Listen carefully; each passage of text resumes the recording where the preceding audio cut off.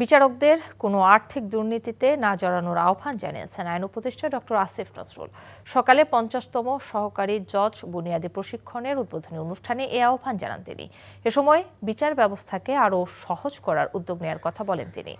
আইনগত বা আর্থিক সংস্কার কোনো অর্থ বহন করে না যদি তা সৎভাবে প্রয়োগ না করা হয়। বলেন, বিচার বিভাগের সীমাবদ্ধতা রয়েছে আর তা মেনে সর্বোচ্চ চেষ্টা করার পরামর্শ দেন আইন উপদেষ্টা।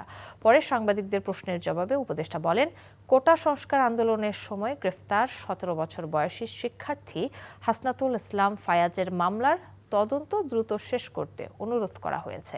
তদন্ত কার্যক্রম শেষ না হলে আইন মন্ত্রণালয়ের কিছু করার নেই। এ মামলায় দুজনের 164 ধারায় জবানবন্দি আছে। সেটি 8 মাসেও কেন প্রত্যাহার হয়নি সেটা সংশ্লিষ্টরা বলতে পারবে। ভাইকে কালকে বুঝিয়ে বলেছি প্রক্রিয়াটা কি। এই কাজটা প্রক্রিয়াগতভাবে ঠিক না হওয়া পর্যন্ত অন্য মন্ত্রণালয়ের ব্যাপার, আমাদের এখানে কিছু করার নাই। আমাদের খালি সাজেশন দেওয়ার আছে, আমাদের খালি অনুরোধ করার আছে, এর বাইরে কিছু নাই। বান্ডেল থাকলে প্রতি সেনমানিতে টাকা বাঁচবে। বিকাশ সেনমানি বান্ডেল কিনে জিতুন প্রতি লেনদেনে।